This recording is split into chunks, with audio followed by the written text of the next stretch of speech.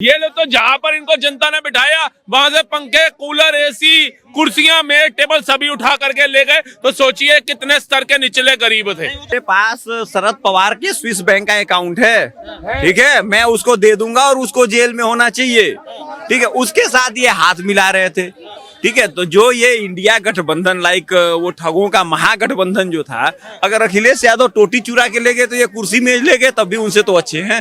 उन्होंने कहा भाई तू पागल है, मैं मुख्यमंत्री वहां से टूटी ले आया था चुरा करके, तू कुर्सी मत छोड़ियो, टेबल मत छोड़ियो, एसी मत छोड़ियो। पहले एलजी कहाँ था, मुझे ये बताओ। एलजी कहाँ था, एक बात बताइए। एक बात बताओ, फ्री की बातें कर रहे हो, मैं बताऊं, मेरी बात वो सुनो, कहाँ था? फ्री की चीजें सुन लो। किसी इंसान के लिए वो फ्री की चीजें भी बहुत जरूरी थी, आपके लिए ठीक है, लेकिन उन्होंने कम से कम मूलभूत तत्वों के ऊपर काम किया है, मूलभूत तत्वों के ऊपर काम किया है, ठीक है। क्या अगर आज अब से पहले एजुकेशन का बता दो, बताओ। एजुकेशन फ्री किया, बेस्ट है। एजुकेशन का फ्री नहीं था, ये सुनो बताओ। मेरी बात सुनो, कब नहीं था? एक सेकंड, 2014 से सुनिए सर इधर सरकारी में कितने देते थे, कितने, एक सेकंड, कितने हमारी, अरे तुम जाओ, छोड़ो यार, क्या बहस करनी, कितनी फीस जाती थी, कितनी फीस? हमारी नॉर्मल 3 महीने में फीस जाती थी 90 रुपए जाती थी। 90 रुपए? हाँ 90 रुपए जाती थी। यानी कि 90 रुपए कम किए केजरीवाल ने। कितने बच्चे फेल हो गए 9वीं और 11वीं के, इनसे पूछिए कौन सा शिक्षा मॉडल अच्छा है। अगर शिक्षा मॉडल इतना अच्छा है तो प्राइवेट स्कूल जो है वो अपनी मनमानी कैसे कर पा रहे हैं। उनके अंदर आज भी अपने बच्चों का दाखिला कराने जाओ तो भैया जी वहां पर डोनेशन देनी पड़ती है। नमस्कार, बहुत बहुत स्वागत है आपका हमारे चैनल पर। दिल्ली को 20 तारीख को, जितनी खबरें अभी तक आ रही है निकल के, 20 तारीख को नया मुख्यमंत्री मिल जाएगा। लेकिन मुख्यमंत्री नया तो मिलेगा, उससे पहले दिल्ली की राजनीति में लगातार खबरें निकल कर आ रही हैं। अभी एक बड़ा आरोप जो फटफड़गंज सीट से इस बार विधायक चुने गए रविंद्र सिंह नेगी साहब ने लगाया कि वहां से जो पूर्व में विधायक थे मनीष सिसोदिया साहब, वो जो कार्यालय उनको मिला होता, विधायक का जो दफ्तर था, वहां से सारी चीजें चुराने का आरोप लगाया। कह रहे हैं टोटी चोर तो एक था जिसको अखिलेश यादव को टोटी चोर कहा जाता था, अब दूसरे सबसे बड़े चोर आम आदमी पार्टी वाले दिल्ली में बैठे हुए। इसी पूरे मामले पर जनता क्या सोचती है, दिल्ली की राजनीति पर क्या रख रहे हैं, राहुल भैया हमारे साथ हैं, उनसे पूछते हैं, बात करते हैं क्या वो बोलेंगे। अखिलेश यादव को तो लगातार टोटी चोर कहा जाता था, लेकिन ये जो कट्टर ईमानदार खुद को बोलते थे, हम काम करते हैं, हम जनता का पैसा जनता तक पहुंचाते हैं, रविंद्र सिंह नेगी कह रहे हैं कार्यालय में कुछ नहीं छोड़ा, टेबल एक कुर्सी भी नहीं छोड़ी है, सब कुछ चुरा के ले गए। बकायदा वीडियो बना करके वो दिखा रहे थे, मैं भी देख रहा हूँ। आप बताइए 11 सालों में आपने काम तो कुछ नहीं किया, लेकिन सरकारी जो चीजें थी, कुर्सी, टेबल है, टीवी है, एसी, पंखे, ये सब उतार के ले गए। अरे भैया अभी तो तुम्हारे को एमएलए की सैलरी पेंशन मिलेगी सारी जिंदगी, अभी तो जो तुमने भ्रष्टाचार करके पैसा रखा है वो भी खाना है, उसके बाद भी किसी को इतनी भूख होती है क्या? मैं तो कहता हूँ इनके ऊपर एक केस और बनना चाहिए। वो सरकारी फंड से आई हुई चीजें थी, वो सरकार के खाते में जानी चाहिए थी, वो ये कैसे अपने निजी यूज के लिए ले गए? आप बताइए। इनका नेता पोट उतार करके ले गया, इसका समर्थक वो जो था टोटी उतार करके ले गया। अरे ये तो उस गरीब से भी गए गुजरे हैं जो रोड पे बैठ कर भीख मांगता है, वो कम से कम जिस गाड़ी के आगे जा करके मजबूरी में भीख मांगता है उसका शीशा तो नहीं उतारता। ये लोग तो जहाँ पर इनको जनता ने बिठाया वहां से पंखे, कूलर, एसी, कुर्सियां, मेज, टेबल सभी उठा करके ले गए। तो सोचिए कितने स्तर के निचले गरीब थे। झूठा आरोप लगा रहे हैं, झूठा है, हम तो कट्टर ईमानदार, हम ऐसा कुछ काम ही नहीं कर सकते। कहाँ गया आप बताइए। अगर नेगी साहब ने वीडियो बना करके डाली, आप उसका दो रिप्लाई दो, कहाँ है वो, कौन से तय खाने में आपने जमा कराया, पूछिए। ऐसे ही जो महिला के 2100 रुपए के फार्म थे ना, वो कबाड़ी वाले के पास मिले थे, इनसे पूछिए वो कबाड़ वाले के पास कैसे पहुंच गए। वो तो आपके सुरक्षित जगह में रखे जाने चाहिए थे। अगर आप सरकार बनाते तो कहां से उन महिलाओं को देते, पूछिए इनसे, वो कैसे कबाड़ वाले के पास पहुंच गए। तो इतनी नेग्लिजेंसी उस काम के अंदर, और आज अपने ऑफिस में से चेयरें कुर्सियां उठा करके ले जाना, ये कहाँ की सच्चाई है, कौन सी कट्टर ईमानदारी? हमें भी बता दो, हम भी जानते हैं। सर मेरे पास शरद पवार के स्विस बैंक का अकाउंट है, ठीक है, मैं उसको दे दूंगा और उसको जेल में होना चाहिए, ठीक है। उसके साथ ये हाथ मिला रहे थे, ठीक है। तो जो ये इंडिया गठबंधन लाइक वो ठगों का महागठबंधन जो था, अगर अखिलेश यादव टोटी चुरा के ले गए तो ये कुर्सी में ले गए, तब भी उनसे तो अच्छे हैं। ये अगला टोटी चुरा रहा है, उसके पास 37 सीटें हैं, इनकी सत्ता गई है, इनकी एक भी सांसद की सीटें नहीं मिली तो कुर्सी में ले गए, क्या दिक्कत है? मतलब ये 22 सीटों के साथ बैठे हुए हैं, कुर्सी चोर, वो टोटी चोर, वो उत्तर प्रदेश में बैठे हुए। अच्छा, यमुना की भी सफाई बड़ी चालू हो गई है, उस पर भी बड़ा कटाक्ष किया जा रहा है कि भैया तुमने तो 11 साल में कुछ करा नहीं, चोरी चोरी कर रहे हो, हमने तो यमुना साफ करना भी चालू कर दिया। भैया मेरा भारत महान, जिसके नेता चोर हैं उसको ये महान कह रहे हैं, बताइए। हैं मतलब कुछ भी नहीं मिला। अरे पिताजी तुम्हारे रक्षा मंत्री भी रहे, मुख्यमंत्री भी रहे, फैमिली में तुम्हारा हर दूसरा बंदा तो सांसद या विधायक है, उसके बाद टोटी चोरी करते। उसी ये मेरे को लगता है इनके गुरु हैं। जैसे अन्ना जी केजरीवाल जी गुरु थे, लेकिन बेचारों के अंदर कोई कमी नहीं थी, लेकिन केजरीवाल ने उनकी पूरी छवि को बदनाम कर दिया। ऐसे ही ये अखिलेश यादव जी इनके गुरु, इंडिया अलायंस के पार्टनर, उन्होंने कहा भाई तू पागल है, मैं मुख्यमंत्री वहां से टूटी ले आया था चुरा करके, तू कुर्सी मत छोड़ियो, टेबल मत छोड़ियो, एसी मत छोड़ियो। और इनके आपने वो पिक्चर देखी थी, वो नायक पिक्चर, जब वो अमरीश पुरी अनाउंस करता है ये मेरे ही बंदे हैं, थोड़ी देर रोएंगे कराएंगे छोड़ दो, वो बाहर देखो वो दुकान से टीवी उठा के भाग रहा होता है कार्यकर्ता उनका। वो जॉनी लीवर कहता है क्या करेगा, दो कहता है एक घरवाली के लिए एक बाहरवाली के लिए। अब ये केजरीवाल जी सिसोदिया से पूछो, ये 4 एसी लगे थे, ये एक तो घरवाली के लिए, बाकी 3 किसके लिए? बाकी 3 किसके लिए? इनके कार्यकर्ताओं से जाकर के पूछो, क्या इसीलिए साथ दे रहे थे आम आदमी पार्टी का कि बाद में जब इनकी सरकार जाएगी तो किसी को पंखा मिलेगा उषा का, किसी को वोल्टेज का एसी मिलेगा, किसी को कुर्सी मिलेगी? क्या लालच लोभी था? ये जनता का टैक्स का पैसा नहीं था क्या?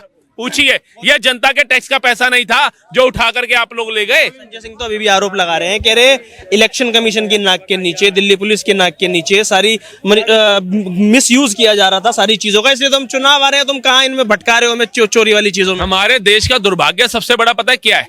कि जिनको जनता पसंद नहीं करती ना, वो राज्यसभा मेंबर बन के बैठ जाते हैं। जो प्रधानी का चुनाव जीतने की हिमाकत नहीं कर सकते, हिम्मत नहीं कर सकते, जिनको जनता प्रधानी का चुनाव ना जिता करके भेजे, वो बिना कोई चुनाव लड़े राज्यसभा मेंबर बन जाते हैं। और उनको ये नहीं पता कि राज्यसभा मेंबर की एक मर्यादा होती है, वो मर्यादा को ताड़ करते हैं। आज से पहले हमने नहीं देखा कि कोई स्पीकर के मंच पे चढ़ गया हो, कोई स्पीकर के अंदर चिल्लाने लग गया, स्पीकर साहब के आगे चिल्लाने लग गया। भारत की जितनी गरिमा है उसको डुबोने का काम संजय सिंह करते हैं।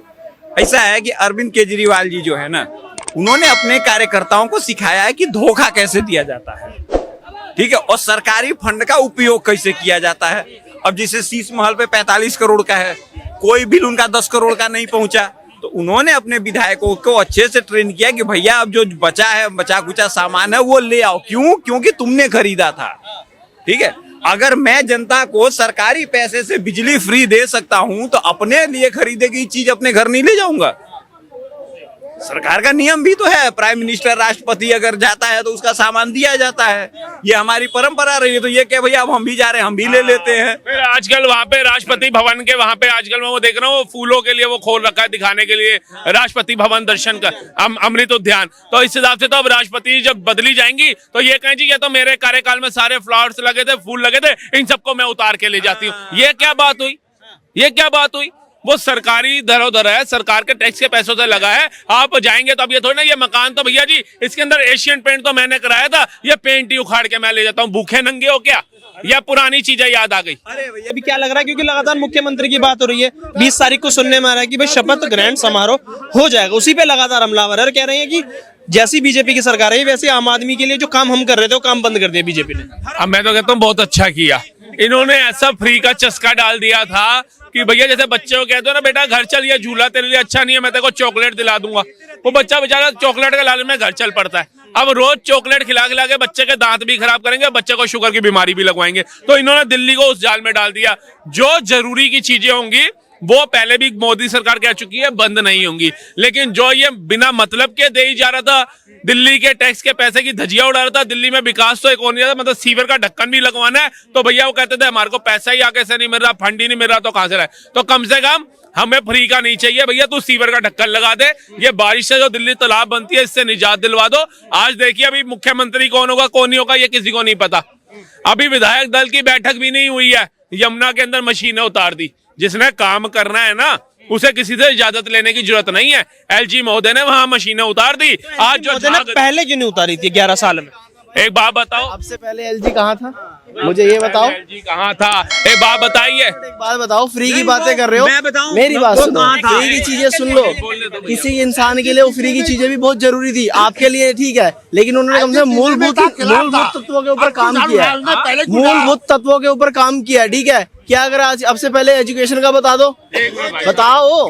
आप मेरे को लगता है 2014 से पहले के पढ़े लिखे होंगे, 2014 के बाद स्कूल नहीं गए होंगे। आप केजरीवाल के स्कूल नहीं गए होंगे, नहीं पढ़े हो ना, तब केजरीवाल के स्कूल थे। भाई साहब आप केजरीवाल के स्कूल में पढ़े हो, उससे यस और नो नहीं ना। आपने या तो उनके स्कूल में पढ़े हो तो बोलो, ठीक है जी। इनसे पूछिए फ्री बस यात्रा का लाभ इनको मिल रहा था? नहीं मिल रहा था। 2100 रुपए का लाभ आपको मिलता? तो अपनी माँ बहन को खुद सक्षम बनाओगे या भीख के पैसों से बनाना पसंद करोगे? जैसे वो ऑटो वालों को बोल रहा था कि बहन बेटियों की शादी के लिए मैं पैसे दूंगा। अरे तू ऑटो का टैक्स घटा ना, दिल्ली सरकार जो लेती है वो अपने बच्चे की शादी अपने पैसों से करे। तुम्हारी बुरा मत मानना, तुम 2100 रुपए का एक सेवा लोगे और तमाम नेता आकर के फोटो खिंचाएंगे, वायरल करेंगे। आप ही तो कह रहे हो किसी के लिए बहुत बड़ी बात ही देना चाहिए। मैं सिर्फ इतनी ही बात कह रहा हूँ, एजुकेशन फ्री किया बेस्ट है। एजुकेशन का फ्री नहीं था ये बताओ। मेरी बात सुनो, कब नहीं था? एक सेकंड, 2014 से सुनिए सर इधर सरकारी में कितने देते थे? कितने? एक सेकंड, कितनी हमारी क्या बहस करनी, कितनी फीस जाती थी? कितनी फीस? हमारी नॉर्मल 3 महीने में फीस जाती थी 90 रुपए जाती थी। 90 रुपए? हाँ 90 रुपए जाती थी। यानी कि 90 रुपए कम किए केजरीवाल ने। अरे यार केजरीवाल की बात ही नहीं है। मैं मेरी बात तो सुनो पहले। एजुकेशन सिस्टम को लेके पहले वाला एजुकेशन सिस्टम और आज के एजुकेशन सिस्टम में बहुत फर्क है भाई मेरे, बहुत चेंजेस हुआ है। मतलब थोड़ा एग्जांपल फैसिलिटी लगा लो, मेडिकल फैसिलिटी पहले देख लो और अब की देख लो, ठीक है। उसके बाद में मैं कहता हूँ ठीक है कि उन्होंने सर्विस फ्री करी, लोगों उससे उसको ऑब्जेक्शन है, ठीक है कोई बात नहीं, लेकिन जो महिला सक्षम है उसको फ्री मत दो ना। जो सक्षम नहीं है उसको फ्री देने में कोई बुराई नहीं है।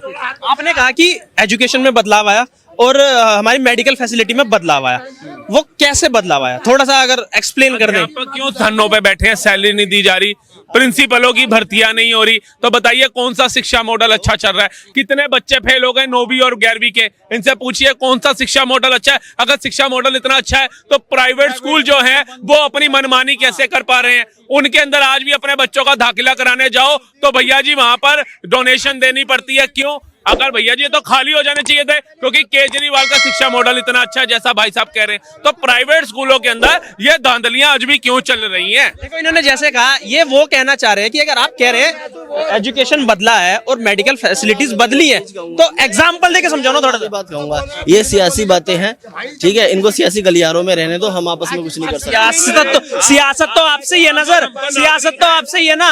अब आप बोल नागरिक हैं, देखिए फैक्ट्स पे बात करने की बात आई ना, भाई साहब निकल गए। आप जवाब दो ना। अगर सरकारी स्कूलों की शिक्षा इतनी अच्छी केजरीवाल ने कर दी तो प्राइवेट स्कूल के अंदर एडमिशन कराने के लिए लोग क्यों मरे जा रहे हैं?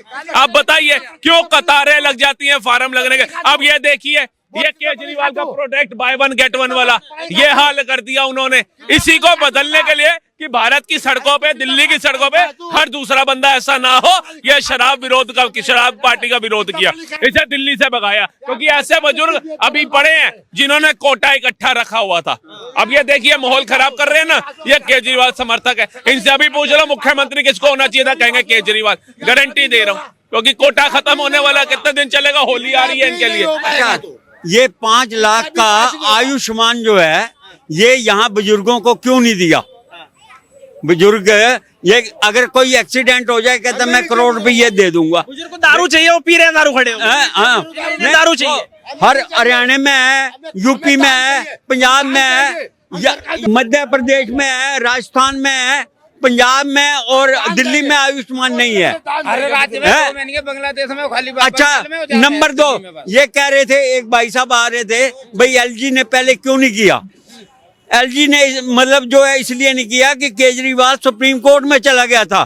केजरीवाल ने कहा कि अगर ये एलजी ने मतलब जो है कर दिया तो ये बेनिफिट एलजी ले लेगा, मतलब केंद्र सरकार को बेनिफिट चला जाएगा, मोदी जी को बेनिफिट, हाँ उसको चला जाएगा, तो मैं वैसे का वैसा रह जाऊंगा। सुप्रीम कोर्ट का ऑर्डर नहीं आया, अब सरकार बदली है तो एलजी ने फटाफट जमुना की सफाई शुरू कर